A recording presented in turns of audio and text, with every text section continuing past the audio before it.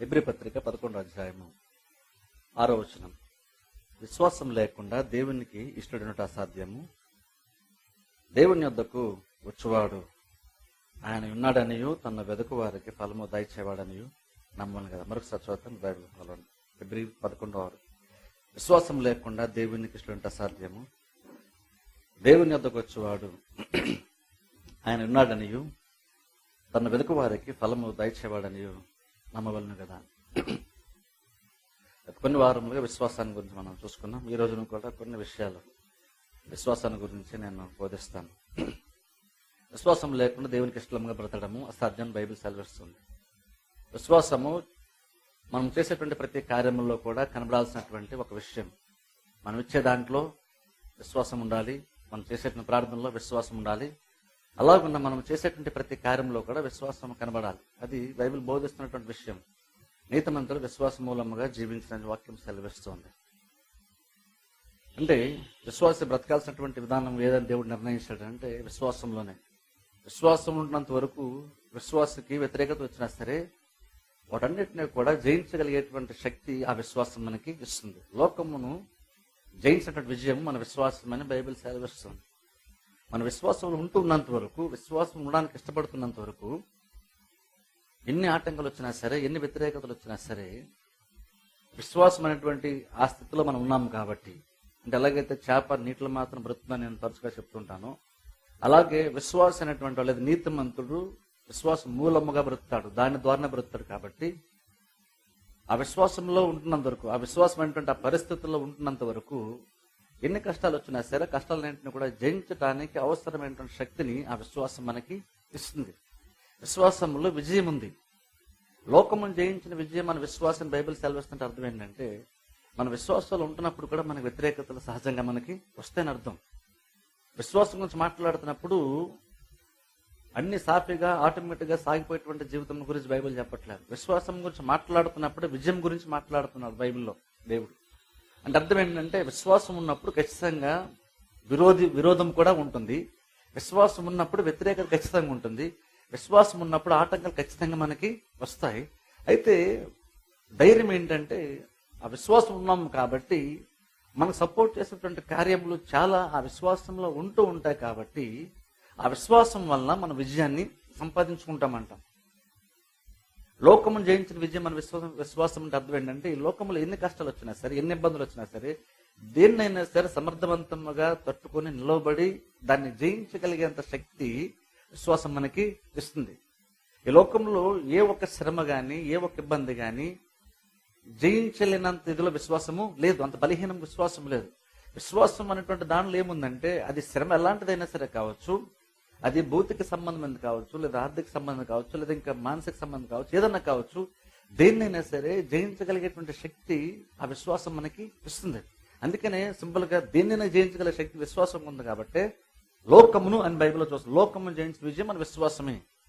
అంటే లోకం ఏదొచ్చినా సరే నేను లోకమునంత వరకు మన శ్రమలు తప్పకుండా వస్తాయి, కానీ ధైర్యం విడిచిపెట్టదని యేసుక్రీస్తు చెప్పారు. కాబట్టి లోకం ఉన్నప్పుడు ఖచ్చితంగా శ్రమలు ఉంటాయి, ఇబ్బందులు వస్తుంటాయి, వ్యతిరేకతలు వస్తుంటాయి. ఎందుకంటే మనకు వ్యతిరేకంగా పనిచేసేటువంటి కార్యములు చాలా ఉంటున్నాయి లోకంలో. శాపం మనకు వ్యతిరేక పనిచేస్తుంది. ఎంత కష్టపడినా సరే పాపము శాపం భూమి మీద ఉంది కాబట్టి దాన్ని బట్టి మనం కష్టపడి ముందుకెళ్ళడం అంటున్నప్పుడు పైకి వద్దామంటున్నప్పుడు మన వెనుకకు లాగేటువంటి, మన లంచి వేసేటువంటి కార్యాలు భూమి మీద చాలా ఉంటూ ఉన్నాయి. అది మాత్రం మనుషులు కూడా చాలా మంది మన వెనుకలా ప్రయత్నం చేస్తారు, అంచి వేసే ప్రయత్నం చేస్తారు. పరిస్థితులు చాలా అలాంటి వస్తూ ఉంటాయి. ఇలాంటి చాలా వ్యతిరేకతలు ఈ లోకంలో ఉన్నాయి కాబట్టి మనం విశ్వాసం మీద డిపెండ్ అవుతున్నాం. ఎందుకంటే విశ్వాసం లేకపోతే ఈ లోకంలో మన నిరీక్షణ యాక్చువల్గా లేదు మనకి.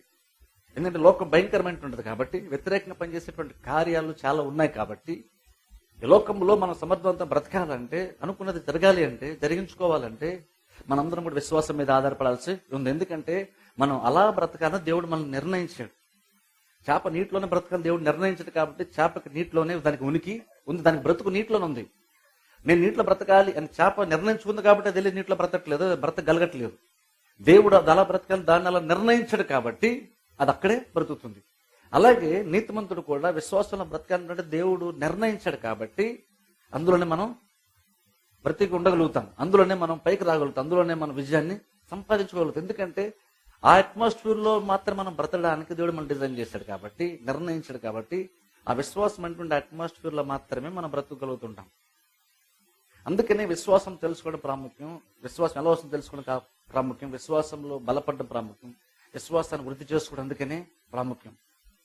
అందుకనే విశ్వాసం మనం ఇక్కడ చూస్తున్నాం. ఇక్కడ చూడండి, పౌలు చెప్తున్నాడు ఇక్కడ విశ్వాసం లేకుండా దేవునికి ఇష్టం ఉంటే అసాధ్యము. ఎంతగా పౌలు ఎక్స్ట్రీమ్కి వెళ్ళి చెప్తున్నాడు అంటే విశ్వాసం లేకపోతే అసలు దేవుని ఇంప్రెస్ చేయడం కూడా జరగనటువంటి కార్యము.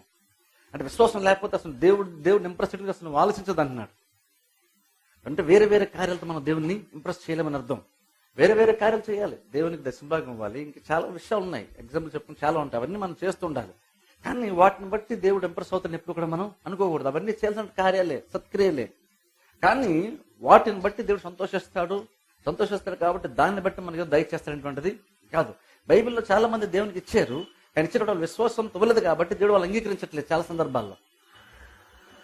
కాబట్టి అక్కడ ఏంటంటే దేవుడు చూసేది అర్పణలు కాదు, కానుకలు కాదు, లేదా మనం ఏదో చేసేటువంటి కార్యం కాదు. అది చేస్తూ ఉన్నప్పుడు దానికంటే గొప్పదైనటువంటి విశ్వాసాన్ని దేవుడు చూస్తున్నాడు. అంటే అర్థం ఏంటంటే భూమి మీద మనం ఏం చేసినా సరే దేవుడు ఇంప్రెస్ అవడు. మనం ఈ భూమి మీద ఏం చేసినా సరే దేవుడు సంతోషించడట. దేవుడు సంతోషించేటువంటి కార్యం ఒక దానిలో ఉందంట, అదే విశ్వాసం. విశ్వాసం ఎంత గొప్పదంటే సర్వసృష్టికర్త అయినటువంటి దేవుడిని సంతోషింప చేస్తుంది అంటే విశ్వాసం. విశ్వాసం అంత గొప్పది. అందుకే చూడండి, మనం దేవుని ఇంప్రెస్ చేయాలన్నప్పుడు మన విశ్వాసంతో దేవుని దగ్గరికి వెళ్ళాలి. దేవుని ఇంప్రెస్ చేయడం గురించి ఆలోచించేటప్పుడు ఒకటే గుర్తుపెట్టుకోండి, విశ్వాసం మాత్రం దేవుని ఇంప్రెస్ చేయగలుగుతుంది. దానికి మించి వేరేది ఏది కూడా దేవుని సంతోషపెట్టలేదు, ఇంప్రెస్ చేయలేదు. ఇప్పుడు చూడండి, భక్తులు చాలా మంది విశ్వాసం ద్వారా విశ్వాసం చేత ఇంతకు చెప్పని చూసారా, ఈ హెబ్రీ పత్రిక 11వ అధ్యాయంలో పౌలు చాలా మంది గురించి మాట్లాడాడు. వాళ్ళు అనేక రకాల పరిస్థితులు ఉన్నటువంటి వాళ్ళు, వేరు వేరు కాలంలో జీవించినటువంటి వాళ్ళు. వాళ్ళ గమనించి విశ్వాసం ఎంత గొప్పదంటే దేవుడు వారందరిలో విశ్వాసాన్ని చూశాడు. వారిలో చాలా ప్రత్యేకతలు ఉన్నాయి. బైబిల్లో ఇక్కడ మనం చూసినప్పుడు కొంతమంది పేర్లు రాశాడు ఇక్కడ పౌలు. వారిలో ఒక్కొక్కరు ఒక్కొక్క ప్రత్యేకత మనం బైబిల్లో చూస్తూ ఉంటాం. సంవత్సరంలో మనం బలాన్ని చూస్తాం, దావీదులో మనం పరాక్రమాలను చూస్తాం, అలాగే సొలొమోనులో మనం జ్ఞానాన్ని చూస్తాం, ఐశ్వర్యాన్ని చూస్తాం, అలాగే నీకు మోషేలో నాయకత్వ లక్షణాలు చూస్తాం. అలాగే అనేక రకాల వారిలో అనేక రకాల ప్రత్యేకతలు ఉన్నాయి. ఈ బైబిల్లో పౌలు ఎవరి గురించి రాశాడు వారందరిలో ఏదో ఒక స్పెషాలిటీ ఖచ్చితంగా ఉంది. జనరల్ గా మనము వాళ్ళ గురించి ఆలోచించేటప్పుడు, ఆ బైబిల్ ఆ క్యారెక్టర్ గురించి ఆలోచించేటప్పుడు, వాళ్ళ జీవితం గురించి ఆలోచించేటప్పుడు వాళ్ళు ఉండే ప్రత్యేకత మనకు ఆటోమేటిక్ గుర్తొస్తుంది. అంటే అంతగా ఆ టాలెంట్, ఆ ప్రత్యేకత వారిలో ఉందన్నమాట. వాళ్ళంతా స్పెషల్, దాని ద్వారా వాళ్ళు తెలియపరచబడుతున్నారు. వాళ్ళంత ప్రత్యేకత వారిలో ఏదో ఒకటి కనబడుతుందంటే వారి గురించి ఆలోచించేటప్పుడు అది మనకు గుర్తొస్తుంది. సొలొమోను అనగానే మనకు ఖచ్చితంగా ఐశ్వర్యము, జ్ఞానము గుర్తొస్తుంది ఖచ్చితంగా. అలాగనే ఒక్కొక్కరు ఒక్కో రకం ప్రత్యేకత ఉంది. వాళ్ళ ప్రత్యేకత మనుషులు ఇంప్రెస్ అవుతున్నారు. వాళ్ళ ప్రత్యేకత గురించి చాలా గొప్పగా మనం చెప్పుకుంటున్నాం. కానీ ఒకసారి ఆలోచించండి, తీరా బైబిల్ దగ్గరికి వచ్చేసరికి వాళ్ళంత ప్రత్యేకత ఉండి ఆ ప్రత్యేకతను బట్టి వాళ్ళు ఫేమస్ అయినప్పుడు కూడా బైబిల్లో ఒకసారి దేవుడు వాళ్ళు ఉన్న ప్రత్యేకత చూసి ఇంప్రెస్ అవ్వలేదంట. వాళ్ళ ప్రత్యేకత చూసి దేవుడు ఇంప్రెస్ అవ్వలేదు. దేవుడు దేని చూసి ఇంప్రెస్ అయ్యాడంటే వారిలోని విశ్వాసాన్ని దేవుడు చూశాడంట. అంటే కొన్ని విషయాలు ఏదైతే మనం గొప్పగా చెప్పుకోవడానికి మనలో కొన్ని ప్రత్యేకతలు ఏవైతే ఉంటాయో అవి మనం వాటి గురించి మనం గొప్పగా చెప్పుకోవచ్చు. మనలో ఉన్న ప్రత్యేకతల గురించి మనుషులు మన గురించి గొప్పగా చెప్పచ్చేమో. కానీ ఏదైతే మనుషులు గొప్పగా అంచనా వేస్తున్నారో, గొప్పని లెక్క కడుతున్నారో, దేవుడు దాన్ని గొప్పగా చూడట్లేదు. దేవుడు దేన్ని గొప్పగా చూస్తుంది? దేవుడు మనం గొప్పదన్న ప్రతి దాన్ని దాటి వెళ్ళి దేవుడు మనలో విశ్వాసాన్ని చూస్తున్నాడు. సపోజ్ మనం జ్ఞానవంతులం అనుకోండి, మన జ్ఞానం మనల్ని ఇంప్రెస్ చేయొచ్చు, లేదా మన జ్ఞానం మనుషుల్ని ఇంప్రెస్ చేయొచ్చు. కానీ దేవుని దగ్గరికి వెళ్ళినప్పుడు దేవుడు జ్ఞానమునకు మించి విశ్వాసాన్ని చూస్తున్నాడు. అంటే అర్థం ఏంటంటే మనకి సొలొమోను అనుకున్నంత జ్ఞానం మనకు ఒకవేళ ఉన్నా సరే దేవుడు మనం చూస్తున్నప్పుడు ఎంత జ్ఞానం ఉంది అని దేవుడు ఇంప్రెస్ అవడంట. ఎంత జ్ఞానం ఉందని దేవుడు ఇంప్రెస్ అవడు. లేదంటే ఎంత బాగా ఈ కార్యం చేయగలుగుతున్నారని దాన్ని బట్టి దేవుడు ఇంప్రెస్ అవడంట. దేవుడిని ఇంప్రెస్ చేసే కార్యం అది ఇది కూడా కాదంట. వీరిలో ఇప్పుడు బైబిల్ ఏదైతే చెప్తున్నా వీరిలో చాలా ప్రత్యేకతలు ఉన్నాయి. కానీ దేవుడు వీళ్ళ గురించి రాయించేప్పుడు మాత్రము వాళ్ళకి ఏదైతే ప్రత్యేకత మనం అనుకుంటున్నామో దాన్ని బట్టి లిస్టులో వాళ్ళ పేరు యాడ్ చేయలేదు. కానీ వాళ్ళకి ఆ ప్రత్యేకత ఉన్నప్పటికీను వారిలో ఉన్న అసలైన ప్రాముఖ్యతను దేవుడు గుర్తించి దాన్ని బట్టి వాళ్ళు ఆ లిస్టులో వాళ్ళ పేరు రాశాడు. అదేంటంటే విశ్వాసం. వాళ్ళ ప్రత్యేకతను చూసి లిస్టులో వారి పేరు రాయలేదు దేవుడు. వాళ్ళు అంటే విశ్వాసాన్ని చూసి దేవుడు రాశాడు. అంటే అర్థం ఏంటంటే ఏదైతే మనకు తలాంత ఉందనుకుంటున్నామో, టాలెంట్ ఉందనుకుంటున్నామో, లేదా ప్రత్యేకత అనుకుంటున్నామో, ఏదైతే కార్యాలు మనం బాగా చేయగలం అనుకుంటున్నామో, ఏదైతే మనం బాగా జ్ఞానంగా ఆలోచించగలం అనుకుంటున్నామో, ఏ సమర్థంతో కార్యం మనం చేయగలం అనుకుంటున్నామో, ఏదైతే మనలో ఉన్న ప్రత్యేకతను చూసి 10 మంది మన గురించి గొప్పగా చెప్తున్నారో, లేదంటే మనమే దాన్ని బట్టి అతిశయపడుతున్నామో, సంతోషిస్తున్నామో, దేవుడి దగ్గరికి వెళ్ళినప్పుడు దేవుడు దాని గురించి కూడా ఆలోచించట్లేదు. మనకు అనుకుంటామేమో దేవుడు దాన్ని చూసి ఇంప్రెస్ అవుతాడనేమో, కానీ బైబిల్ ఇక్కడ చూస్తే దేవుడు దాన్ని చూసి ఇంప్రెస్ అవడంట. ఎందుకంటే మనలో ఏదైతే ఎవరికి లేనిటువంటి ఒక స్పెషాలిటీ మనలో ఉండొచ్చు. 1,00,000 మందిలో 1,00,000 మంది లేనిటువంటి ఒక ప్రత్యేకత మనలో ఉండొచ్చు. కానీ దేవుడు మనం చూసిన మాత్రము 1,00,000 మందిలో నీ ఒక్కడికి ఆ టాలెంట్ ఉందని దేవుడు ఆ టాలెంట్ బట్టి ఇంప్రెస్ అవ్వట్లేదు. దేవుడు ఆ వ్యక్తిలో ఉన్నటువంటి విశ్వాసాన్ని మాత్రమే చూస్తున్నాడు. అంటే కొన్ని గొప్ప కార్యాలు ఏవైతే మనం చెప్పుకుంటాం అవి మనకు గొప్ప అవ్వచ్చు, మనుషులకు గొప్ప అవ్వచ్చు, కానీ దేవునికి అది కాదు. దేవునికి ఏది గొప్ప అంటే దేవునికి విశ్వాసమే గొప్పదంట. దేవునికి అంటే అర్థం ఏంటంటే మనకున్నటువంటి సామర్థ్యత అనేది మన గురించి మనం చెప్పుకుంటామో దానికంటే విశ్వాసం చాలా బలమైంది, విశ్వాసం చాలా చాలా గొప్పది. అందుకని దేవుడు మనలో ఉన్నటువంటి స్పెషాలిటీని దేవుడు చూడట్లేదు. దేవుడు దాన్ని దాటి వచ్చి దానికన్నా ఇంకా ముందుకెళ్ళి ఇంకా లోతుగా వెళ్ళి దేవుడు మనలో విశ్వాసం ఉందా లేదన్నది మాత్రమే దేవుడు చూస్తున్నాడు. అందుకే చూడండి, ఇప్పుడు ఈ లోకంలో మనకు చాలా ప్రాబ్లమ్స్ ఉండొచ్చు, ఆర్థికంగా కానీ లేదంటే ఆరోగ్యపరంగా కానీ ఇంకా చాలా చాలా సమస్యలు ఉండొచ్చు. కానీ అవి మనం సమస్యలుగా ఫీల్ అవుతుంటాం, అవి ప్రాబ్లమ్స్ మనం ఫీల్ అవుతాం. కానీ యాక్చువల్గా దేవుడు అయితే ఏదైతే మనము ప్రాబ్లం అని చెప్పుకున్నామో దేవుడు అసలు దాన్ని ప్రాబ్లం అని చెప్పుకోవట్లేదు. దేవుడు మనం ఏదైతే ప్రాబ్లం అనుకున్నాం దేవునికి అది పెద్ద ప్రాబ్లమే కాదు. దేవునికి ఏదన్నా ఒక ప్రాబ్లంగా దేవుడు ఫీల్ అయ్యేదన్నా ఉంది అంటే అది విశ్వాసం లేకపోవడమే ప్రాబ్లంగా దేవుడు ఫీల్ అవుతాడు. దేవునికి వేరేది ఏది పెద్ద ప్రాబ్లం కాదు దేవునికి. మనమేమో మనకున్న ప్రాబ్లమ్స్ అన్ని చూసి నాకు ఏ ప్రాబ్లం ఉందా ఆ ప్రాబ్లం అని చెప్పుకుంటూ ఉంటాం మనం. కానీ దేవుడి దగ్గర ఉన్నప్పుడు దేవుడు అసలు ఆ ప్రాబ్లమ్స్ చూడట్లేదు, అసలు ప్రాబ్లం దేవుడు ఆలోచించట్లేదు. ఎందుకంటే దేవునికి అసలు ప్రాబ్లమ్స్ పెద్ద ఇష్యూ కానే కాదు. దేవుడు అన్నింటి చిట్లు మాయం చేయగలుగుతాడు, చిట్లో కార్యం చేయగలుగుతాడు. దేవుడు మనిషి యొక్క విశ్వాసం ఎంతగా డిపెండ్ అయ్యాడంటే నీకున్నటువంటి ప్రత్యేక అంతటిని దాటి విశ్వాసాన్ని దేవుడు చూస్తున్నాడు. నీకున్న అంతటిని దాటి దేవుడు విశ్వాసాన్ని చూస్తున్నాడు. నీకున్న ప్రాబ్లమ్స్ అన్నింటిని దాటి నీళ్ళ విశ్వాసం ఉండాలని దేవుడు చూస్తున్నాడు. దేవుడు మన ప్రాబ్లమ్స్ కూడా చూడట్లేదు. చాలా మంది అనుకుంటారంటే మనకి ఇన్ని సమస్య ఉన్నా కాబట్టి సమస్యను చూసి దేవుడు ఏదో రకంగా జాలి పడేదని చేస్తాడేమో అని అనుకుంటారు. కానీ ప్రపంచం వ్యాప్తంగా చూసుకుంటే ప్రతి క్షణం కొన్ని వందల మంది తెచ్చిపోయి నరకానికి వెళ్ళిపోతున్నారు రక్షణ లేకుండా. దేవుడు చూసి బాధపడతారు తప్ప దేవుడు వారిని ఏమీ చేయలేడు, వాళ్ళని రక్షించలేడు దేవుడు. ఎందుకంటే వ్యక్తి యొక్క బాధను బట్టి దేవుడు కార్యం చేయలేడు. ఎందుకంటే వారికి ఉన్న బాధ దేవుని పెద్ద ప్రాబ్లం కాదు. ఆ వ్యక్తిలో కార్యం చేయడానికి దేవునికి ఉన్న ఏకైక సమస్య ఏంటి, ఏకైక ఆటంకం ఏంటి, ప్రాబ్లం ఏంటంటే ఆ వ్యక్తిలో విశ్వాసం లేకపోవడమే. విశ్వాసం లేకుండా వీళ్ళన్ని ప్రత్యేకత ఉన్నా సరే దేవుడు ఇంప్రెస్ అవ్వట్లేదు. కానీ అదే కనుక విశ్వాసం ఉంది అనుకోండి, నీకే ప్రత్యేకత ఉన్నా సరే లేదా ఏది లేకపోయినా సరే లేదా నీకే సమస్య ఉన్నా సరే దేవుడు దాన్ని నీకున్న విశ్వాసాన్ని చూసి విశ్వాసం బట్టి దేవుడు కార్యమును చేస్తున్నాడు. అందుకే బైబిల్ మనం చూస్తారు ఎప్పుడైనా సరే దేవుడు ఒక కార్యం చేసేటప్పుడు విశ్వాసాన్ని క్వశ్చన్ చేస్తున్నాడు. ఎందుకంటే వారికి ఉన్నటువంటి జబ్బు ఎంతకాలం ఉన్నది, దురాత్మ ఎంతకాలం పట్టి పీడిస్తుంది, వాళ్ళకి వచ్చినటువంటి రోగం గుడ్డితనం కానీ పక్షవాతం కానీ పుట్టిన దగ్గర నుంచి ఉందా లేదా ఎప్పటి నుంచి ఉంది, ఎంతకాలం నుంచి ఉంది, అదేమి దేవుడు ఒక కార్యం చేయడానికి వాటిని అంచనా వేసుకోవట్లేదు. ఆ సమస్యని దాని లోతుని దాని సమస్యను అంచనా వేసుకోవట్లేదు దేవుడు. దేవుడు క్యాలిక్యులేట్ చేసేది ఒకటే, సమస్యను కాదు, దేవుడు క్యాలిక్యులేట్ చేసేది నీ విశ్వాసాన్ని. అందుకని దేవుడు ఎప్పుడు కూడా కార్యం చేసే ముందు నువ్వు నమ్ముచున్నావా అని దేవుడు అడుగుతాడు. లేదా నీ విశ్వాసాన్ని బట్టి నీకు జరుగును గాక, నీ విశ్వాసాన్ని బట్టి నీకు కలుగును గాక అంటాడు దేవుడు. కొన్నిసార్లు యేసుక్రీస్తు కార్యం చేయలేకపోవడం కారణం కూడా అవిశ్వాసం బైబిల్ చెప్తుంది. అంటే దేవునికి ప్రాబ్లమ్స్ పెద్ద ప్రాబ్లం కానే కాదు, దేవునికి ఏదైనా ఒక ప్రాబ్లం ఒకటే పెద్ద ప్రాబ్లం, అదేంటంటే అవిశ్వాసం. అందుకని చూడండి, మనం నిజంగా గుర్తుపెట్టుకునే విషయం ఏంటంటే మనం దేవుని దగ్గరికి వెళ్ళేటప్పుడు మనలో ఉన్నటువంటి ప్రత్యేకత ఏది కూడా లేదు. యాక్చువల్గా మనం దేవుని దగ్గరికి వెళ్ళినప్పుడు ఏదన్నా చూపించుకోవాల్సింది ఉందంటే అది మనలో ఉండేటువంటి విశ్వాసం. దేవుడు దాన్నే చూస్తాడంట. అందుకనే పౌలు అంత క్లియర్గా ఒక్క మాటలో ఖచ్చితంగా చెప్పేస్తున్నాడు, క్లియర్గా చెప్పేస్తున్నాడు. ఏమో చెప్తాడు, విశ్వాసం లేకుండా దేవునికి ఇష్టం ఉంటే అసాధ్యము. దేవుని దగ్గరికి వచ్చేటప్పుడు దేవుడు ఉన్నాడని తన వెతుకు వారికి ఫలము దయచేస్తాడు నమ్మాలి, అది విశ్వాసం. అంతకుమించి వేరే ఏ కార్యం కూడా దేవుని ఇంప్రెస్ చేయదు. ఎందుకు పౌలు అలా చెప్తున్నాడంటే మనం కొన్నిసార్లు మనుష్య రీతిగా మనం దేవుని ఇంప్రెస్ చేయడానికి చాలా రకాలు ట్రై చేస్తుంటాం. కానీ పౌలు అన్నాడు అదేది కాదు, మీరు విశ్వాసంలో బలపడడానికి ప్రయత్నం చేయండి, విశ్వాసం వృద్ధి చెందడానికి మీరు ప్రయత్నము చేయండి. ఎందుకంటే విశ్వాసం దేవుని ఇంప్రెస్ చేసినందుకు వేరే ఏ కార్యం కూడా దేవుని ఇంప్రెస్ చేయదు. అందుకని చూడండి అంటున్నాను, ఈ విశ్వాసము మనము కలిగి ఉండడం ప్రయత్నం చేస్తున్నప్పుడు వ్యతిరేకతలు ఆటోమేటిక్గా వస్తాయి. ఖచ్చితంగా నీ విశ్వాసానికి ఖచ్చితంగా వ్యతిరేకత వస్తూనే ఉంటుంది, రాకుండా ఉండదు. మన విశ్వాసంలో బలపడమంటున్న వల్ల ఏదో వ్యతిరేకత వస్తుంది. వాక్యం నిమిత్తము శ్రమైన హింసను కలుగా వాళ్ళు అభ్యంతర పడతారంట. అభ్యంతరం ఎందుకు వస్తున్నాయి గమనించండి.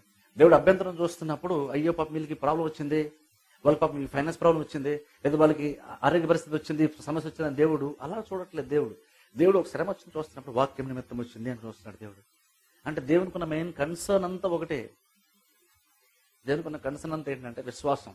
దేవునికి ఉన్న ప్రాముఖ్యం ఏంటంటే దేవుడు దేన్ని ఎక్కువ పట్టించుకుంటున్నాడు, దేని మీద శ్రద్ధ చూపిస్తున్నాడు, దేవుడు దేని మైండ్ పెడతాడు అంటే విశ్వాసం మీద మైండ్ పెడుతున్నాడు. ఆ విశ్వాసం ఉంటే దేవుడు ఏ కార్యమైనా సరే చేస్తాడంట. ఆ విశ్వాసం లేకపోతేనే దేవుడు చాలా ప్రాబ్లంగా ఫీల్ అవుతాడు. జస్ట్ ఆలోచించండి, మనలో విశ్వాసం లేకపోతే దేవుడికి పెద్ద ప్రాబ్లం అంట. మనం మన ప్రాబ్లం తీసుకుని దేవుని దగ్గరికి వెళ్తున్నాం అనుకుంటున్నాం, కానీ దేవుడు అంటున్నాడు అసలు నాకు పెద్ద ప్రాబ్లమే కాదు, నేను ఇది చేయకుండా నమ్ముతున్నావా, అదే నాకున్న ప్రాబ్లం అంటున్నాడు దేవుడు. అది కనుక అది కనుక సెటిల్ అయితే, నువ్వు నమ్ముతున్న విషయం కనుక సెటిల్ అయితే నీ ప్రాబ్లం సాల్వ్ చేయడానికి పెద్ద కష్టమైన కార్యం కానీ కాదంటున్నాడు దేవుడు అని అంటారు. అందుకని విశ్వాసం ఎదగడం కోసం ప్రయత్నం చేయాలి. మనం విశ్వాసంలో బలపడడానికి ప్రయత్నం చేయాలి. మనకున్న కొద్ది విశ్వాసాన్ని మనం ఏంటంటే వృద్ధి చేసుకునే ప్రయత్నం చేయాలి. మనం జస్ట్ బైబిల్ ఒక ఎగ్జాంపుల్ చూద్దాం. యోహాను స్వార్థలోనికి వెళ్దాం. మనం సమరయ స్త్రీ గురించి ఇక్కడ మనం చూస్తాం 4వ అధ్యాయంలో. 4వ అధ్యాయం ఇక్కడ చూడండి, యేసుక్రీస్తు ఆ బావి దగ్గర సమరయ స్త్రీతో మాట్లాడడం అవన్నీ మనం చూస్తాం. ఆ తర్వాత ఆ సమరయ స్త్రీ యేసుక్రీస్తే రక్షకుడని నమ్మి ఆయన విశ్వాసం వస్తుంది. విశ్వాసం ఉంచి తన గ్రామంలోనికి వెళ్ళి ఆ ఊర్లో ఉన్నటువంటి వాళ్ళందరూ కూడా ఆ విషయాన్ని చెప్తుంది. నేను మెస్సియాను చూశాను, అగో ఆయన ఇక్కడ ఉన్నాడని చెప్పేసి అందరికి వెళ్ళి ఆ విషయం చెప్తుంది. చూడండి, నేను చదువుతాను. చూడండి 39వ వచనం చదువుతాను. నేను చేసినవన్నీ నాతో చెప్పారని సాక్ష్యం ఇచ్చిన స్త్రీ యొక్క మాటను బట్టి ఆ ఊర్లోని సమరయల్లో అనేకులు ఆయన యందు విశ్వాసం ఉంచిరి. ఇప్పుడు చూడండి, ఈమె యేసుక్రీస్తుని పర్సనల్ గా ఈమె సంధించింది. ఈమె యేసుక్రీస్తుని సంధించిన తర్వాత ఆమె యేసుక్రీస్తుని విశ్వాసం ఉంచింది. ఆమె విశ్వాసం ఉంచిన తర్వాత ఆమె చేసిన కార్యం ఏంటంటే, ఆ వెంటనే ఊర్లోనికి వెళ్ళి ఆ ఊరిలో మనుషులందరూ కూడా ఆమె రక్షకుని గురించి, మెస్సియాని గురించి ఆమె చెప్పింది. ఇప్పుడు చూడండి, మెస్సియా గురించి ఆమె చెప్పే వరకు వీళ్ళు సమరయులు అంటే అన్యులు, వీళ్ళు యాక్చువల్గా ఆమె కోసం యేసుక్రీస్తు సమరయ అన్య ప్రాంతమునకు ఆయన వెళ్ళినట్టుగా బైబిల్ మనం చూస్తాం. అక్కడ వెళ్ళి ఆమెతో మాట్లాడారు. ఆమె యేసుక్రీస్తు నమ్మింది. ఆమె నమ్మిన తర్వాత ఆమె ఏం చేసిందంటే గ్రామంలోనికి వెళ్ళి ఊర్లో ఉంటే వాళ్ళందరూ కూడా విషయం చెప్పింది.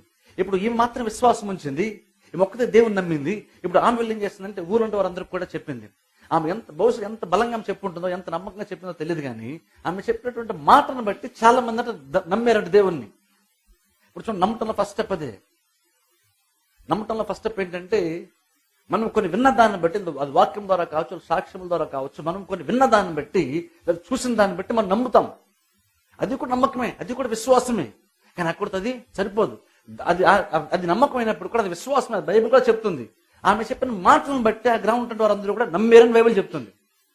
అంటే అర్థం ఆల్రెడీ వారిలో విశ్వాసం ఉంటుంటుంది, కార్యము ప్రారంభమైంది, వారిలో అలాంటి విశ్వాసము ప్రొడ్యూస్ అవుతూ ఉంది, వాళ్ళ కార్యం స్టార్ట్ అయింది. కానీ వాళ్ళు అక్కడ తాగిపోలేదు. వాళ్ళు ఇప్పుడు చూడండి, అది ఈ రోజుల్లో మనకు కూడా అదే కావాలి. ఎంతో కొంత విశ్వాసం. ఇక్కడ వీళ్ళకి ఎలాగైతే ఆమె సమరయ స్త్రీ వెళ్ళి చెప్పగానే వాళ్ళందరూ నమ్మారు, అలాగనే కొన్నిసార్లు వాక్యం విన్నాడు మనకు కూడా ఎంతో కొంత విశ్వాసం మనలో ప్రొడ్యూస్ అవుతుంది, కలుగుతుంది విశ్వాసం మనలో. కాబట్టి పర్లేదు అది కొంతవరకు. కానీ మనం అక్కడితో సాటిస్ఫై అయిపోకూడదు. ఎందుకంటే విశ్వాసం ఎంత వృద్ధి చెందుతామో, ఎంత ఎక్కువ విశ్వాసం కలిగి ఉంటామో అంతగా మనం బలం పొందుకుంటాం, అంతగా దేవుని మనం ఇంప్రెస్ చేయగలుగుతాం, అంతగా వచ్చేప్పుడు ప్రతి సమస్య మనం జయించగలుగుతాం. సమస్య పెద్దదిగా ఉండాలని ఏమీ లేదు. ఈ విశ్వాసం కనుక గొప్పగా ఉంటే, విశ్వాసం కనుక బలంగా ఉంటే, విశ్వాసం పెద్దదిగా ఉంటే ఏ సమస్య అయినా ఈజీగా జయిస్తాం. ఇప్పుడే సార్ గమనించండి, ఒక ప్రాబ్లంలో మనం ఓటమంటే ఫేస్ చేసామంటే ఒకవేళ కనుక అర్థం ఏంటంటే సమస్య పెద్దది కాబట్టని కాదు, సమస్యకు అవసరమైన విశ్వాసం నీలో లేదని అర్థం. విశ్వాసంలో క్వాలిటీ లేదు కాబట్టని కాదు, లేదా విశ్వాసం ఆ కార్యం చేయలేకపోయిందని కాదు, లేదా విశ్వాసం అంతా కూడా పనికిరాదని కాదు, విశ్వాసం ప్రతిసారి విజయం నువ్వుదని కాదు అర్థం. అర్థం ఏంటంటే ఆ సమస్యకి నీకు అవసరమైన విశ్వాసం నీకు లోపల లేదు కాబట్టి. ఎందుకంటే విశ్వాసం అది ఎప్పుడూ కూడా పెరుగుతుంటది. విశ్వాసం ఉండి అధిక విశ్వాసం మనం వెళ్తూ ఉండాలి. అది కొంచెం విశ్వాసం ఉంటే సరిపోదు. ఎందుకంటే ముందుకెళ్లే కొద్ది ప్రాబ్లమ్స్ ఎక్కువ రావచ్చు. కాబట్టి అది ముందుగానే గ్రహిస్తే దేవుడు వాళ్ళని మనకు కూడా ముందే విశ్వాసాన్ని ఇస్తాడు. దేవుడు ముందుగానే ప్రతిదాన్ని ఉన్నటువంటి దేవుడు ఏం చేస్తాడంటే, నీకు ఒక శోధన వస్తున్నప్పుడు, నీకు ఇబ్బంది కలుగుతున్నప్పుడు దేవుడు ఖచ్చితంగా దాని కొరకు నీకు ముందుగానే విశ్వాసం నాకు అవసరమైన దాన్ని మనకి ఇస్తాడు. ఖచ్చితంగా మాటలను వాక్యాన్ని ఏదో ఒకటి ఇస్తాడు దేవుడు మనకి. అలా వీరు కూడా కొంచెం విశ్వాసం వచ్చింది. ఆమె చెప్పగానే, ఆ సమస్య చెప్పగానే వారు నమ్మేశారంట. అక్కడితో వాళ్ళు ఆగలేదు, వాళ్ళు నమ్మారు, కానీ అక్కడితో వాళ్ళు ఆగలేదు. సో నెక్స్ట్ కింద చదువుతాను, మీరు బైబిల్లో ఫాలో అండి. 39 చదివితే వారు విశ్వాసం ఉంచి మనం చూస్తున్నాం. 40 చదువుతాను. ఆ సమరయులు ఆయన వద్దకు వచ్చి, వాళ్ళు విశ్వాసం ఉంచిన తర్వాత సమరయులు ఆయన వద్దకు వచ్చి తమ యొద్ద ఉండమని ఆయనను వేడుకొనిది గనుక ఆయన అక్కడ 2 దినములు ఉండేను. ఇప్పుడు చూడండి, ఆ తర్వాత వాళ్ళందరూ వచ్చి యేసుక్రీస్తు దగ్గరకు వచ్చి వాళ్ళందరూ అన్నారు ఇంకో 2 రోజులు ఉండమని. వాళ్ళు దేవుని యేసుక్రీస్తు రిక్వెస్ట్ చేయగానే యేసుక్రీస్తు మరి 2 రోజులు వాళ్ళ దగ్గర ఉండాలని నిర్ణయించుకున్నారు. యాక్చువల్గా ఆమె కొరకు వెళ్ళారు. వాళ్ళు కూడా విశ్వాసం వచ్చింది, వాళ్ళు కూడా విశ్వాసంలో కొంచెం బలపడ్డారు. వాళ్ళు ఏం పెద్ద నీకు విశ్వాసంలో బలపడాలనుకున్నారేమో మరి బోసు వాళ్ళు అడిగారు, వెంటనే అన్నారు వాళ్ళు ఇంకో 2 days మా దగ్గర, కొన్ని రోజులు మా దగ్గర ఉండమని యేసుక్రీస్తు వాళ్ళు రిక్వెస్ట్ చేశారంట. ఒకసారి ఆలోచించండి, వీళ్ళు అన్యులయ్యుండి కూడా యేసుక్రీస్తు కొన్ని రోజులు అక్కడ ఉండమని రిక్వెస్ట్ చేశారు. ఎందుకని? నేను దేవుని కుమారుడు కాబట్టి మా ఇంట్లో 2 రోజులు ఉంటే ఏదో ఒక ఆశీర్వాదం మాకు వస్తుందిలే అని కాదు, ఏదో మన దగ్గర ఉంటే కలిసి వస్తుందేమోలే అని కాదు, లేదు పాప ఆయన ఏదో గౌరవిద్దామని యేసుక్రీస్తు 2 రోజులు వాళ్ళ దగ్గర పెట్టుకోవడానికి వాళ్ళు ప్రయత్నం చేయట్లేదు. వాళ్ళు వేరే ఉద్దేశం వాళ్ళకు ఉంది. 2 days ఉండమన్నప్పుడు వారి ఉద్దేశం వేరు. అందుకని వాళ్ళు ఏం చేశారంటే యేసుక్రీస్తుని వాళ్ళు రిక్వెస్ట్ చేశారు, మరి కొన్ని రోజులు మా దగ్గర ఉండమని. అప్పుడు యేసుక్రీస్తు 2 days ఉన్నారంట. ఆ తర్వాత చూద్దాం, చూడండి 2 days ఉన్నప్పుడు అక్కడ వాళ్ళు వచ్చిన మార్పు ఏంటో చదువుతాను నేను. 41 వచనం, యోహాను సువార్త 4:41 వచనం. ఆయన మాటలు విన్నందున ఇంకనూ అనేకులు నమ్మి, చూడండి, ఇంకనూ అనేకులు నమ్మి ఆ స్త్రీని చూచి. ఇప్పుడు చూడండి, తర్వాత 2 days యేసుక్రీస్తు అక్కడ ఉన్నారు. యేసుక్రీస్తు ఉన్న రోజు, ఆ రోజుల్లో 2 రోజుల్లో వాళ్ళు వాక్యాన్ని విన్నారంట. యేసుక్రీస్తు చెప్పినటువంటి మాటలను వాళ్ళు విన్నారంట. వాళ్ళు విన్న తర్వాత వాళ్ళకి ఖచ్చితంగా ఏదో మార్పు వారికే తెలిసింది క్లియర్గా. యేసుక్రీస్తు వచ్చిన తర్వాత యేసుక్రీస్తు దగ్గర వీళ్ళు కూర్చొని వాక్యం విన్న తర్వాత వారిలోనే కొంత మార్పును వాళ్ళే గ్రహించారు. వేరే వాళ్ళు కాదు, బయట వాళ్ళు కాదు, వాళ్ళే కొంత తేడా కనిపించింది. యేసుక్రీస్తు వచ్చిన తర్వాత 2 రోజుల్లో వాళ్ళ దగ్గర ఉండి వాక్యం విన్న తర్వాత వాళ్ళని కొంత మార్పు కనబడింది. వాళ్ళకి ఏదో తేడా కనబడింది లోపల. అందుకే వెంటనే వాళ్ళు ఏం చేశారు, 2 days తర్వాత సమరయ స్త్రీ దగ్గరకు వాళ్ళు వచ్చారంట. వాళ్ళు వచ్చి వాళ్ళు అంటున్నారు, చూడండి ఏమంటున్నా నేను చదువుతాను, 41 వచనం. ఆయన మాటలు వినందున ఇంకను అనేకులు నమ్మి ఆ స్త్రీని చూచి ఇక మీదట నీవు చెప్పిన మాటను బట్టి కాక, నువ్వు చెప్పిన మాటను బట్టి కాక. అంటే వాళ్ళు ఏం చేశారు తెలుసా, వాళ్ళు ఆ 2 days లో వాళ్ళు యేసుక్రీస్తు మాటలు విన్న తర్వాత వాళ్ళ విశ్వాసం ఎంతగా వాళ్ళు డెవలప్ అయ్యారంటే వాళ్ళు క్లియర్ చెప్తున్నారు. వాళ్ళు ఇంకా విశ్వాసాన్ని బలపడ్డారు. వాళ్ళు బలపడ్డారు తెలుసా, ఎక్కువండి మేము నువ్వు చెప్పిన మాటలను బట్టి కాదు, మేము ఆ స్టేజ్ మేము దాటిపోయాం, మేము నమ్మాం. మా నమ్మకము నిన్నటి వరకు నువ్వు చెప్పిన మాటలు బేస్ చేసుకొని మేము నమ్మాం. నిన్నటి వరకు మాకు విశ్వాసం సరిపోయింది. కానీ ఈరోజు స్వయంగా యేసుక్రీస్తు మా ముందుకు వచ్చారు. యేసుక్రీస్తు మాతో మాట్లాడు, యేసుక్రీస్తు మాకు కొన్ని విషయాలు తెలియపరిచారు, మాకు వాక్యాన్ని చెప్పారు. ఈ 2 days తర్వాత ఇప్పుడు మాలో ఎంత మార్పు వచ్చిందంటే, ఇక్కడ మేము విశ్వాసం ఉంచుతాం, విశ్వాసాన్ని బలపడతాం. కానీ ఇక్కడ మా విశ్వాసం అనేటువంటిది నువ్వు చెప్పిన మాటలను బట్టి బేస్ చేసుకునేటువంటిది కాదు, నువ్వు చెప్పిన మాటలను బేస్ చేసుకునేది కాదని చెప్తూ చూడండి వాళ్ళు అంటున్నారు. మాటలు బట్టి కాక 42 వచనం. మా మట్టుకు మేము విని నిజంగా లోక రక్షకుడు అని తెలుసుకొని నమ్ముచున్నామని. మా మట్టుకు మేము విని, చూసారా, ఇప్పుడు వాళ్ళు పర్సనల్ ఎక్స్పీరియన్స్ చేశారు. వాళ్ళు మా మట్టుకు విని అంటే అర్థం ఏంటంటే, చూడండి ఇప్పుడు ఆమె చెప్పిందంటే ఎలాగంటే, ఇప్పుడు నేను మీకు వాక్యం చెప్తున్నట్లుగా ఆమె వాళ్ళకి చెప్పింది. ఆమె వాళ్ళకి చెప్తున్నప్పుడు ఆమె చెప్తున్నటువంటి పొజిషన్లో ఇప్పుడు నేను ఉన్నాను, వినేటువంటి పొజిషన్లో మీరు ఉన్నారు. ఎగ్జాక్ట్ లాగున్నే ఆ రోజుల్లో సమరయ స్త్రీ వాళ్ళతో చెప్తూ ఉన్నప్పుడు వాళ్ళు విన్నారు ఆ మాటల్ని. విన్నప్పుడు వాళ్ళు కొంత విశ్వాసం బలపడ్డారు. వాళ్ళు ఆ తర్వాత యేసుకు స్వయంగా వచ్చేసి కొన్ని విషయాలు వాళ్ళకి బోధించారు. 2 days ఉన్నారు. బోధించిన తర్వాత ఇప్పుడు వెంటనే చూడు వాళ్ళు గొప్ప మార్పు వచ్చింది. ఇప్పుడు వాళ్ళు అన్నారు, నువ్వు చెప్పిన దాన్ని బట్టి కాదు, నీకు అసలు మాకే ఆటోమేటిక్ గా తెలిసిపోయింది. ఇప్పుడు మా మట్టి మేము విశ్వాసం ఉంచగలుగుతున్నాం. ఇప్పుడు మేము విశ్వాసం బలపడడానికి వేరే వాళ్ళ మీద డిపెండ్ అవ్వాల్సిన అవసరం మాకు లేదు. మా మట్టి మేమే చూసాం, మా మట్టి మేమే నమ్ముతున్నాం. ఇప్పుడు మా విశ్వాసానికి నీ మాటలతో మాకు పని లేదు. అంటే నీ మీద డిపెండ్ అవ్వాల్సిన అవసరం లేదు, మేమే స్వయంగా అన్ని కూడా తెలుసుకుంటున్నాం. విశ్వాసం ఎంత దగ్గర చూడండి, వెంటనే చూడండి ఆ పొజిషన్లో మనం ఉండాలి. అంటే ఎలాగంటే వాక్యం వింటున్నప్పుడు మన విశ్వాసంలో గ్రాడ్యువల్గా ప్రోగ్రెస్ అవుతూ ఉన్నామంటే, ఎదుగుతూ ఉన్నామంటే అది ఎలా ఉంటుందంటే, ఫస్ట్ ఆఫ్ ఆల్ మన వాక్యం ఉన్నప్పుడు మా చర్చలు ఎలా చెప్పారండి, మా చర్చలు ఎలాగ దేవుడు ఎలా కార్యాలు చేస్తారని మా చర్చలో చెప్పారండి, మా చర్చలు ఎలా చెప్తారు అని అంటాం. అది ఫస్ట్ స్టేజ్, బహుశా అది కరెక్ట్ అయ్యి ఉండొచ్చు, అది తప్పేమి కాదు.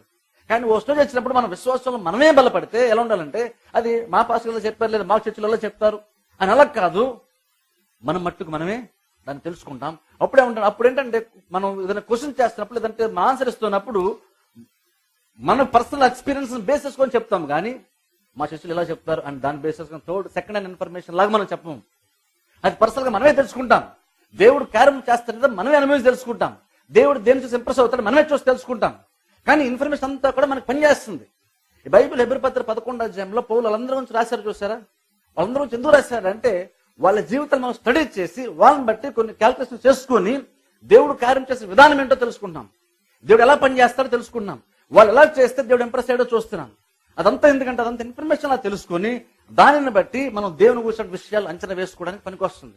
కానీ దాన్ని దాటి మనమే పర్సనల్ గా దేవుణ్ణి అనుభవించాలి, దేవుని నమ్మగలిగే స్థితిలో మనం ఉండాలి. ఫస్ట్ చాలా సందర్భాల్లో ఏంటంటే మనం వాళ్ళని బేస్ చేసుకుంటాం, వాళ్ళ జీవితాన్ని బేస్ చేసుకుంటాం. అందుకే తెలుసుకోవడం ప్రాముఖ్యం. వాళ్ళు తెలుసుకోవడం చాలా ప్రాబ్లం కాదు అంటే, ఎందుకంటే వాళ్ళు తెలుసుకుంటే ఆటోమేటిక్ మనం బలపడిపోతాం కదా. తెలుసుకున్నప్పుడు మనకంటూ కొన్ని అంచనా వేసుకుంటాం. బైబిల్లో మాట చూస్తారా, వెలిచూపులను కాక విశ్వాసం వల్ల నడుచుకుంటాం. వెలిచూపులను నడుచుకుంటే అర్థం ఏంటంటే నీకు కళ్ళకు కనిపించే దాన్ని బట్టి నువ్వు నడుస్తావు. అని నడుస్తుంటే అర్థం ఏంటంటే నువ్వు నీకు కనిపించే దాన్ని బట్టి నువ్వు క్యాల్కులేట్ చేసుకొని దాన్ని బేస్ చేసుకొని నువ్వు నడుస్తావు, ముందుకెళ్తావు. కానీ బైబిల్ చెప్తుందంటే వెలిచూపులను కాక, అంటే బయట కనిపించే దాన్ని బట్టి కాక విశ్వాసం వల్ల నడుచుకుంటాం. ఇప్పుడు విశ్వాసం వల్ల నడుచుకుంటామని చెప్తున్నప్పుడు బేసిక్ దాని మీనింగ్ ఏంటంటే గుడ్డిగా వెళ్ళిపోతాం మనకు దాని అర్థం. ఇప్పుడు చూడండి, విశ్వాసం కూడా కొంత బేస్ ఉంటుంది. విశ్వాసం అంటే గుడ్డిగా వెళ్ళిపోతాం అంటే ఏ నమ్మకం లేకుండా బ్లైండ్గా ఏదో వేసుకుంటూ వెళ్ళిపోతాం అని కాదు. మూఢనమ్మకం లాంటిది కాదు. బైబిల్ చెప్తున్న విశ్వాసం మూఢనమ్మకం లాంటిది కాదు.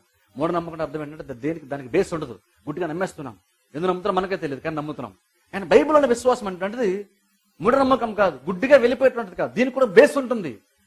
అందుకే బేస్ ఉంటుంది కాబట్టి పౌలు ఏం చేశాడంటే వాళ్ళ లిస్ట్ అంతా తీసాడు. మోషే, అబ్రహాం వీళ్ళందరూ లిస్ట్ తీసాడు. ఎందుకంటే దీనికి బేస్ ఉంది మనకి. బేస్ జస్ట్ పౌలు ఊరినే గుడ్డిగా మనం దేవుని నమ్మేయాలి, మీరు బయట కనిపించే దేన్ని, మీ మైండ్ కనిపించే దేన్ని నమ్మొద్దు, ఊరినే దేవుని నమ్మేసుకుంటే చాలు అనొచ్చు పౌలు. కానీ పౌలు అలా అనట్లేదు. పౌలు మన నమ్మకంలో బలపరచాలని ప్రయత్నం చేసేటప్పుడు వాళ్ళ జీవితాలను తీసుకొచ్చి మనకు ముందు ఎగ్జాంపుల్ గా పెట్టి, సో అబ్రహాం జీవితం దేవుడు ఇలా కార్యం చేశారు కాబట్టి మీరు నమ్మొచ్చు, మోషే జీవితం దేవుడు ఇలా కార్యం చేశారు కాబట్టి మీరు నమ్మొచ్చు, ఇజ్రాయెల్ ప్రజల జీవితం దేవుడు ఇలా కార్యం చేశారు కాబట్టి మీరు దేవుని నమ్మొచ్చు. ఇప్పుడు అంటే అర్థం, నా నమ్మకం అనేటువంటిది వాళ్ళ ద్వారా నాకు వచ్చిన ఇన్ఫర్మేషన్ బేస్ చేసుకుని ఇప్పుడు నేను దేవుణ్ణి నమ్ముకుంటున్నాను అంటే అర్థం ఏంటంటే నా విశ్వాసం అన్న దానికి కూడా కొన్ని క్యాలిక్యులేషన్స్ ఉన్నాయి. కాకపోతే ఇది భౌతిక సంబంధాన్ని బేస్ చేసుకునేది కాదు, ఆత్మ సంబంధాన్ని బేస్ చేసుకునేటువంటి క్యాలిక్యులేషన్స్ ఇది. నేను నమ్ముతాను, నేను విశ్వాసం ఉంచుతాను, కానీ నా విశ్వాసానికి ఉండే లెక్కలు వేరన్నమాట. బైబిల్లో చూడండి, మనం అబ్రహాం గురించి చెప్పిన బైబిల్ రెఫరెన్స్ ఇట్లా రోమపత్రికలో మనం చూస్తే అక్కడ పౌలు చెప్తాడు అబ్రహాం గురించి మాట్లాడుతూ, దేవుడు అబ్రహాం వాగ్దానం చేసిన తర్వాత రమారమ్మ 100 ఏళ్ల గలవాడై ఉండి కూడా తన శరీరం మృతులమైనట్టు సారా గర్భం మృతులమైనట్టుగా గ్రహించను గాని అని చూస్తాం. అవిశ్వాసం వల్ల బలహీనుడు కాక అని బైబిల్లో చూస్తాం. అని అర్థం ఏంటంటే అబ్రహాం కూడా 2 క్యాలిక్యులేట్ చేసుకున్నాడు. ఒకటి ఏంటంటే తన శరీరం మృతులమైనట్టు క్యాలిక్యులేట్ చేసుకున్నాడు, సారా గర్భం కూడా పాడైపోయిందని క్యాలిక్యులేట్ చేస్తున్నాడు. దాంతోపాటు ఇంకొకటి క్యాలిక్యులేట్ చేశాడు, అదేంటంటే దేవుని యొక్క వాగ్దానాన్ని దాన్ని క్యాలిక్యులేట్ చేసుకున్నాడు. ఇది బెటర్ అనిపించింది అబ్రహాంకి, విశ్వాసం బెటర్ అనిపించింది. ఇది బెటర్, దీనికి ఎక్కువ ఆధారం ఉంది, ఇది బెటర్ అనిపించింది. అందుకనే ఆధారం నిరీక్షణ కలిగి నమ్మాడు. ఆధారం లేదా పూర్తి ఆధారమే లేదని కాదు, గుడ్డిగా నమ్మేసాడని కాదు, ఆయన ప్రతిదీ క్యాలిక్యులేట్ చేసుకున్నాడు, చూసుకున్నాడు. ఒక పక్క తన శరీరాన్ని చూసుకున్నాడు, అది మృతులమైనట్టుగా ఉంది. అలాగే దేవుని యొక్క వాగ్దానం ఉంది, దాన్ని చూసుకున్నాడు. రెండింటిలో ఏది బెటర్ అనిపిస్తే అబ్రహాం మీద విశ్వాసంలో ఉండడం బెటరు, దేవుడు చెప్పిందే బెటర్ అనిపించింది, దాన్ని బేస్ చేసుకుని వెళ్ళిపోయాడు. అందుకని విశ్వాసం గుడ్డిగా వెళ్ళిపెట్టి ఉండదు కాదు, మన సిచ్యువేషన్ తగ్గట్టుగా ప్రతిదీ మనం వెనక్కి వెళ్ళి దేవుడు మనతో ఏం మాట్లాడాడో బైబిల్ ఉంటుంది, బైబిల్లో ఎవరైతే చరిత్ర ఉన్నాయో వాళ్ళని తీసుకొని వాళ్ళు బేస్ చేసుకుని మనం కొన్ని విషయాలు గ్రహించి వారి జీవితాన్ని బేస్ చేసుకొని లెక్క కట్టుకొని దాన్ని బట్టి విశ్వాసంలో ముందుకి వెళ్తుంటాం. అందుకని చూడండి, పేతురు చూడండి, నేల మీద నడిచినప్పుడు ప్రభా నువ్వైతే నాకు సెలవమన్నాడు. అంటే ఆయనకు లెక్క ఉంది ఏంటంటే ఏమన్నాడంటే, నేను నడవగలగాలంటే, నేను నడవాలంటే అది నువ్వైతే ఖచ్చితంగా నేను నడుస్తాను. ఆయన బేస్ అయినా అది నువ్వైతే, కాబట్టి నువ్వు చెప్పు, అప్పుడు నేను దాన్ని చేస్తాను. స్వతగా ఆయనకు వచ్చింది కాదు, అది స్వతగా ఆయనకు సృష్టించుకున్నటువంటిది కాదు. ఆయన ఏంటంటే కొన్ని క్యాలిక్యులేషన్స్ చేసుకున్నాడు. ఆయన కూడా విశ్వాసం ఉంచాడు. విశ్వాసానికి ఆధారం అక్కడ యేసుక్రీస్తు మాటలు దాన్ని బేస్ చేసుకొని అప్పుడు నీళ్ళ మీద నడవడం మొదలు పెట్టాడు. నీళ్ళ మీద నడవగలను అనుకోవడానికి కారణం ఏంటంటే ఆయన యేసుక్రీస్తు అయితే నేను నడుస్తాను అనుకున్నాడు. ఆయన మాట కనుక సెలవిస్తే నేను నడుస్తానని అనుకున్నాడు. అందుకే అంటాను చూడండి, ఎలాగైతే అబ్రహాము తన పరిస్థితి వచ్చినప్పుడు తన శరీరం గురించి ఆలోచించేటప్పుడు అది మృతులమైనట్లుగా గ్రహించాడు,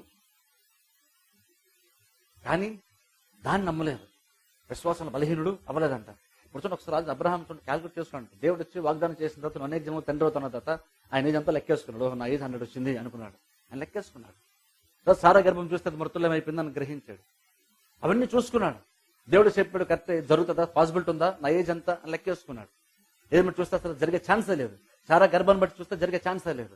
కానీ ఆయన నమ్మడానికి ఏదో ఒక ఆధారం ఆయనకి దొరికింది, దాన్ని బేస్ చేసుకొని నమ్మాడు. దాన్ని బట్టి ఆయన జీవితంలో కార్యం దేవుడు చేశాడు. వెంటనే చూడండి, మన సిచ్యువేషన్ ఎగ్జాక్ట్ అలాగే ఉంటుంది. విశ్వాసంలో ముందుకెళ్ళడం అంటే ఏం చేయాలి తెలుసా? కొన్ని సిచ్యువేషన్ వచ్చినప్పుడు కొన్ని మెయిన్ జంక్షన్స్కి వస్తాం. మనం జంక్షన్కి వచ్చినప్పుడు ఏంటంటే అక్కడ మనకు కనిపించే దాన్ని బట్టి మనం ప్రొసీడ్ అవ్వాలి ముందుకి, లేదా దేవుడు చెప్పిన దాన్ని బట్టి ప్రొసీడ్ అవ్వాలి, దాని గురించి ఆలోచిస్తాం. మనం అలా ఆలోచిస్తేనే విశ్వాసం ముందుకెళ్తాం. నువ్వు క్యాజువల్గా ఉంటే నువ్వు విశ్వాసంలో ముందుకెళ్ళావు. విశ్వాసం ముందుకెళ్ళాలనుకుంటే నువ్వు తీసుకున్న డిసిషన్ మీద బేస్ అయి ఉంటుంది, ఆటోమేటిక్గా నువ్వు వెళ్ళిపోవు. కొన్నిసార్లు లైఫ్ జంక్షన్స్లోకి వస్తాం. మనం వచ్చినప్పుడు ఏంటంటే అక్కడ నీకు అనిపించింది, నీ 5 సెన్సెస్ కనిపించింది, నువ్వు చేయాలి, దేవుడు చెప్పింది ఆ విశ్వాస ప్రకారం ముందుకెళ్ళాలి, దేవుడు చెప్పింది నమ్మాలని దాన్ని బేస్ చేసుకున్నప్పుడు వచ్చినప్పుడు జెన్స్కి వచ్చినప్పుడు మనం క్యాల్కులేట్ చేసుకుంటాం. అబ్రహం అలాగా లెక్కెట్టుకున్నాడు, క్యాల్కులేట్ చేసుకున్నాడు. పేతురు అలా ట్రై చేశాడు. అలాగే బైబిల్ చాలా మంది ట్రై చేస్తారు. అలాగే మనం కూడా ట్రై చేయాలి. హాస్పిటల్కి వచ్చినప్పుడు అలాంటి సిచ్యువేషన్స్ ఉన్నప్పుడు మనం అదే లెక్క చూడాలి. మనకి బోల్ ప్రాబ్లమ్స్ ఉన్నాయి, ఎన్ని ప్రాబ్లమ్స్ ఉన్నాయి, ఇవన్నీ జనరల్గా చూస్తే తీరుతాయని మనకు అనిపించట్లేదు. వీటిలోనే బయటకు వస్తే మనకు అనిపించలేదు. బయట మన పరిస్థితులన్నీ కూడా మనకి బ్రహ్మాండ ఇన్ఫర్మేషన్స్ ఏమంటే ఇవన్నీ కూడా తీరే ఛాన్సెస్ తీరాలంటే ఇవి జరగాలి అని కొన్ని లెక్కలు మనం వేసుకుంటాం. ఆ లెక్కలు మంచిది కాదంటే, కానీ మనం దాన్ని మాత్రమే బేస్ చేసుకొని ముందుకి వెళ్ళాం. దాన్ని బేస్ చేసుకొని నిర్ణయం తీసుకోం. మనం దాన్ని బేస్ నిర్ణయం తీసుకోం. మనం వెంటనే ఇప్పుడు ఏంటంటే మనం దీన్ని కూడా లెక్కేస్తాం. బైబిల్లోకి వస్తాం, బైబిల్ కూడా క్యాలిక్యులేట్ చేస్తాం. ఇలాంటి సందర్భంలో అబ్రహాం ఏం చేశాడు, ఇలాంటి సిచ్యువేషన్ వచ్చినప్పుడు మోషే ఏం చేశాడు, ఇలాంటి సిచ్యువేషన్ వచ్చినప్పుడు ఇజ్రాయేల్ ప్రజలు ఏం చేశారు, ఇలాంటి సిచ్యువేషన్ వచ్చినప్పుడు భక్తులు ఏం చేశారు, అది క్యాలిక్యులేట్ చేస్తాం. ఇప్పుడు వాళ్ళని బేస్ చేసుకొని వాళ్ళ జీవితాన్ని మనం స్టడీ చేస్తున్నాం కాబట్టి వాళ్ళ ద్వారా మనం తెలుసుకున్నామో దాన్ని బేస్ చేసుకొని విశ్వాసాన్ని బలపడ మనం ముందుకి వెళ్తూ ఉంటాం.